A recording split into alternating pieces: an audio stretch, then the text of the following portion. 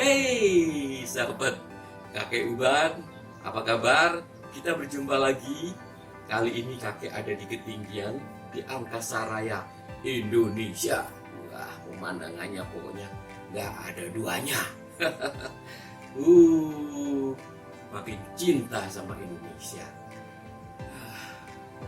Oh iya, hari ini kakek akan memberitahukan bahwa topik kakek kali ini adalah tentang bagaimana cara mengatasi anak yang agresif pada saat kita sedang berdongeng.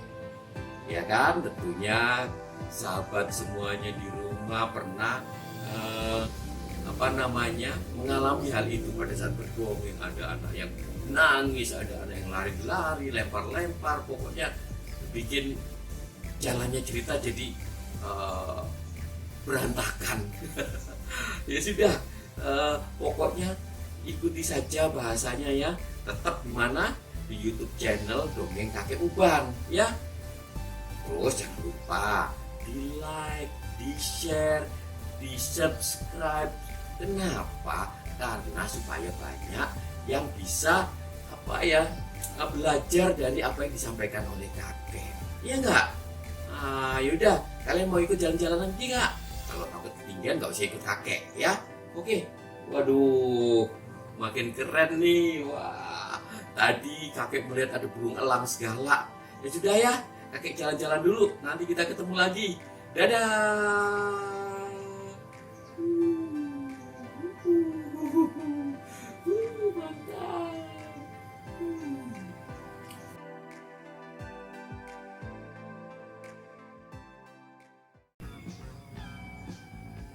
Halo, apa kabar sahabat dongeng dimanapun kalian berada? Berjumpa lagi hari ini dengan kakek Uban. Salam cinta. Oke, sesuai dengan janji kakek tadi di teaser bahwa kakek hari ini akan membahas sebuah tema yang menarik, yaitu bagaimana cara mengatasi anak-anak yang agresif pada saat kita berdongeng. Tentunya kalian yang sering berdongeng pernah mengalami hal ini, atau Bapak Ibu guru di kelas tentunya punya masalah yang sama di kelas pada saat mengajar. Oke, sebelum kakek jelaskan tips dan trik dari kakek ingin berbagi pengalaman dulu tentang yaitu tadi hubungannya pada saat kita berdongeng dengan penonton. Pasti ada kejadian-kejadian yang seru dan lucu. Oke, pertama kakek yang mau kasih bagi ceritanya adalah pada saat kakek berdongeng tentunya dengan Vincent Family tentang bahaya narkoba. Jadi kakek bekerja sama dengan Badan Narkotika Nasional, itu keliling dari sekolah dasar satu ke sekolah dasar lain di seluruh Indonesia. Dan di situ kakek memiliki banyak pengalaman unik dengan penonton. Contohnya nih, karena kakek di situ berperan sebagai seorang penjual narkoba, tentunya banyak sekali penonton yang benci dengan kakek. Seperti misalnya pada saat selesai bercerita, pada saat kakek duduk beristirahat, semua penonton tadi itu berebut tanda tangan ke anak kakek yang sebagai di sini sebagai hero-nya. Sedangkan para penonton ternyata mendatangi ke kakek juga. Kakek pikir mereka mau minta tanda tangan. Tapi ternyata apa, teman-teman? Ternyata mereka marah-marah kepada kakek, dan kakek akan dilaporkan ke polisi karena tega-teganya menjual narkoba kepada anak kecil. Tentunya ini seru juga. Berarti apa?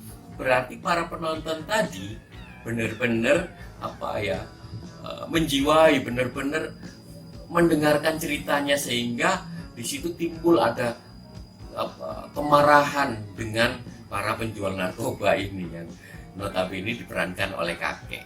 Ada cerita lain lagi pada saat kakek bercerita di satu mall. Waktu itu kakek cuman dengan Miss Wiwin, istri kakek, karena pada saat itu Annabelle putri kakek sedang mewakili Indonesia di Thailand. Jadi kita berdongeng cuma berdua. Waktu itu kami memerankan cerita Red Riding Hood, tapi kita buat beda karena si Red Riding Hood di sini ceritanya kita buat bahwa Red Riding Hood buta.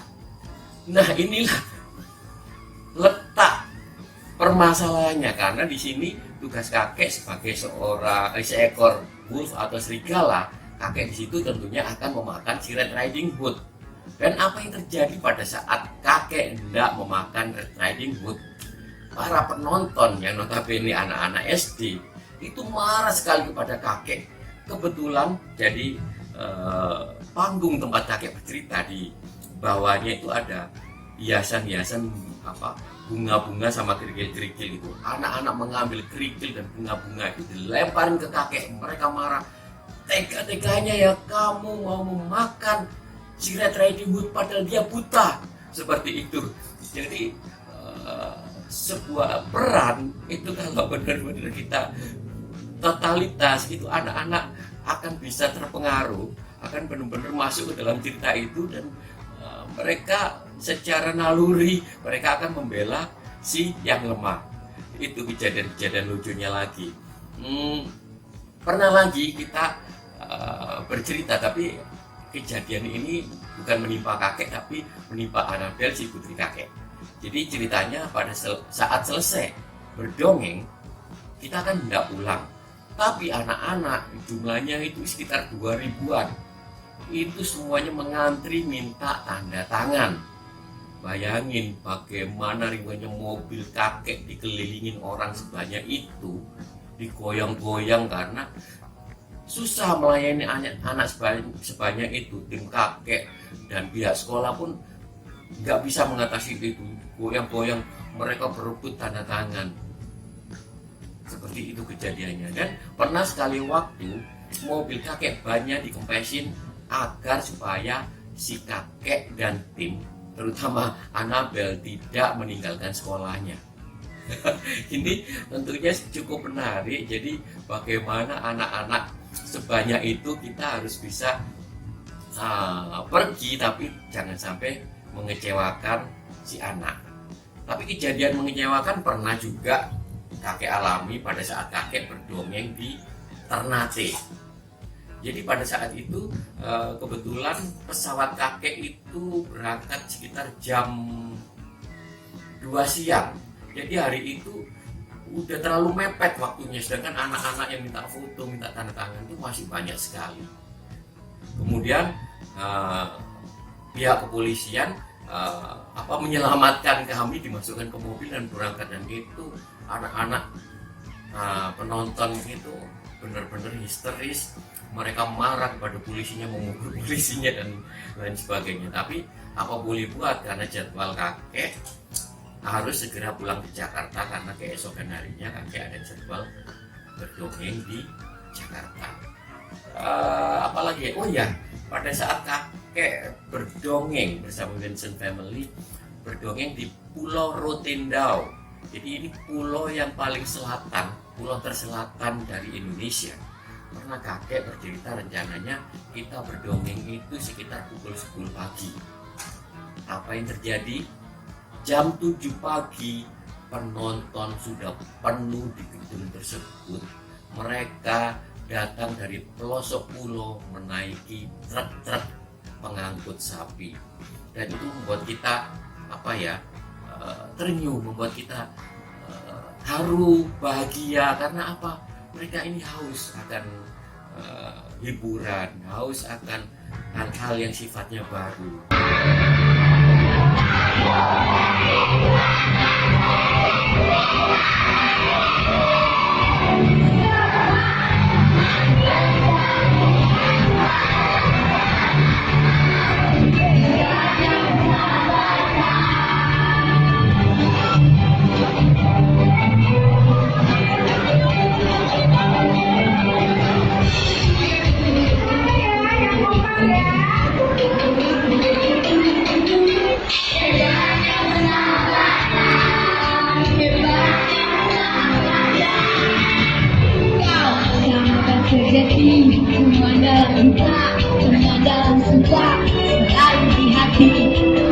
berganti sebuah cerita warna dunia kita.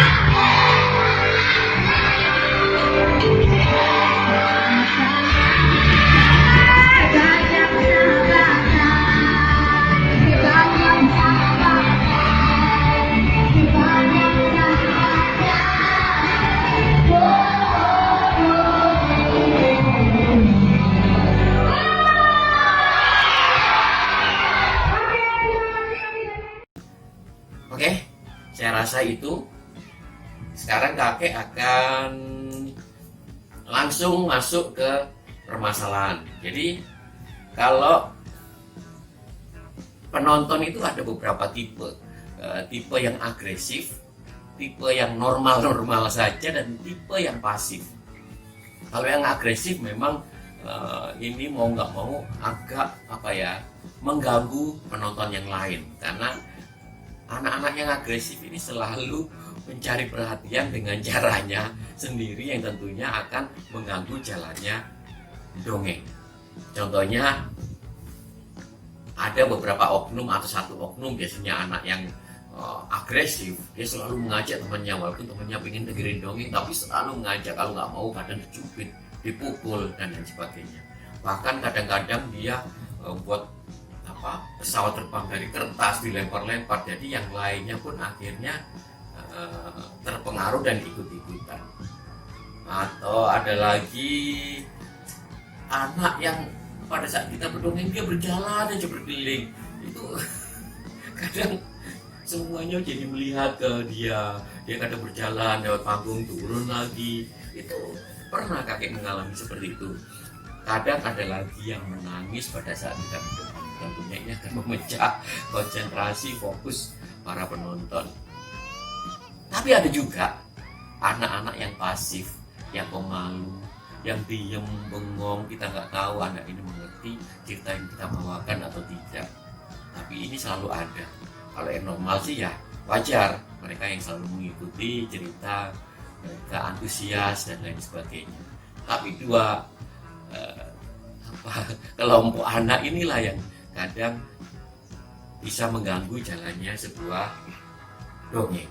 Jadi bagaimana caranya agar supaya kita bisa mengatasi gangguan-gangguan tersebut? Oke. Yang pertama tentunya kita harus mempersiapkan cerita yang cocok untuk anak-anak. Karena ini ceritanya untuk anak-anak ya, karena kalau orang dewasa jarang biasanya mengganggu. Ya, hal ini bisa kita terapkan untuk mengatasi hal ini.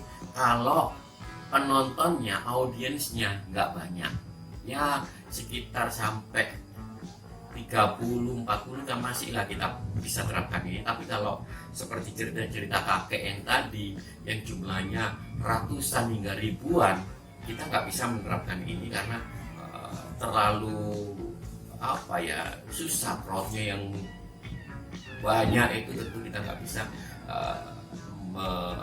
menerapkan tips trik ini ke satu orang seperti itu, atau satu anak. Jadi tadi seperti kakek bilang, pertama persiapkan ceritanya yang menarik untuk anak-anak, bukan untuk diri kamu atau diri orang-orang dewasa, undangan dan lain-lain, tapi untuk anak. Tentunya agar suasana bisa kebekuannya bisa pecah, kalian harus membukanya dengan ice breaking. Bisa kalian bernyanyi dengan gitar atau apa saja. Kemudian pergunakan properti. Kenapa? Anak-anak kecil suka sesuatu yang beda. Kalau di sekolah mungkin gurunya setiap hari berdongeng atau menjelaskan sesuatu ya tidak dengan apa-apa, tapi inilah kesempatan dari pendongeng supaya anak-anak bisa tersihir, bisa mendengarkan ceritanya sampai akhir. Jadi pergunakan properti. Properti apa? Properti seperti boneka, alat sulap, kostum, dan lain-lain sebagainya. Pokoknya sesuatu yang beda itu akan membuat anak-anak menjadi semakin antusias. Next, kakek akan topik tentang ini, gimmick-gimmick ini seperti boneka, seperti alat sulap, karena dari dulu kakek pada saat berdongeng sering memakai gimmick alat sulap ini untuk membuat anak-anak semakin bisa masuk ke dalam imajinasi ceritanya. Oke, setelah mempersiapkan seperti itu, tentunya pada saat kita berdongeng, suara kita harus bisa menguasai ruangan itu. Apabila suara kita nggak jelas, tentunya penonton di daerah belakang akan ramai sendiri karena mereka tidak bisa mendengarkan dengan jelas apa yang kita omongkan. Jadi pastikan itu. Bagaimanapun caranya, pada saat kalian berdongeng di sebuah ruangan, suara kalian harus sampai belakang dengan jelas. Itu. Ini hal-hal yang pokoknya kalian harus catat supaya pada saat berdongeng minimal ini gangguan-gangguan yang ada. Itu tadi. Terus pada saat kita di atas panggung, karena ini berhadapan dengan anak kecil ya, ekspresi kita, body language kita harus kita tampilkan dengan gerakan yang lebay istilahnya, jadi lucu. Terus suara karakter kita bedakan, suara yang besar, suara yang tinggi, suara yang normal. Itu kita harus benar-benar pertimbangkan di sini agar supaya anak-anak benar-benar tertarik dengan jalannya cerita. Nah, seperti tadi kakek bilang, buka dengan ice breaking, dengan bernyanyi, kalau bisa dengan gitar. Anak-anak suka pada saat kita memakai alat untuk harmonika atau suling, apa saja yang kalian mampu. Terus biasanya nih kakek kalau sudah melihat gelagat nih ada anak-anak yang suka melakukan hal-hal yang agresif, kakek pasti di depan sudah ini mewanti-wanti pada mereka, bahwa mengimbau mereka, ayo anak-anak, siapa yang hari ini mendengarkan ceritanya dengan baik, tahu jalan ceritanya, nanti di akhir cerita kakek akan mengajukan beberapa pertanyaan. Nah, yang bisa menjawab pertanyaan tentunya akan dapat apa? Anak-anak sontak akan berteriak, hadiah. Lanjutkan, siapa yang mau hadiah? Atau dilakukan, siapakah yang mau hadiah? Anak-anak pun lantas serentak akan berteriak, saya. Itu pasti. Coba kalian lakukan itu, mereka pasti dengan refleks, dengan spontanitas akan menjawab seperti itu. Dan selalu ingatkan pada saat ada yang mulai ramai pada saat kita berdongeng, ingatkan lagi, ya kan? Kalau kalian tidak mendengarkan, nanti nggak bisa menjawab pertanyaannya dan anak-anak akan kembali diam lagi. Selanjutnya kita mengapresiasi anak-anak yang duduk mendengarkan dengan antusias. Kemudian hal-hal yang tidak kita duga seperti tadi, anak-anak yang agresif, tentunya ada satu atau beberapa yang tidak mempan dengan pendekatan yang tadi. Tentunya ada yang masih ramai, ada yang ini, bahkan ada yang mengambil properti kita. Ini akan membuat chaos di panggung. Jadi bagaimana caranya? Pada saat ada satu anak yang agresif, yang ngomong sendiri, ganggu temannya, kita deketin sambil kita bercerita. Terus ajak anak tersebut naik ke panggung untuk membantu kita bercerita. Nah, ini ada dua kemungkinan. Kemungkinan pertama, kalau anak ini jago kandang, dia akan langsung mengkeret dan duduk diam karena dia tidak berani untuk maju ke depan.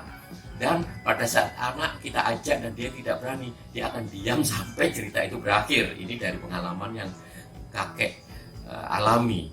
Tapi ada juga anak yang benar-benar berani dengan keagresifannya itu. Pada saat kita ajak ke panggung, dia mau.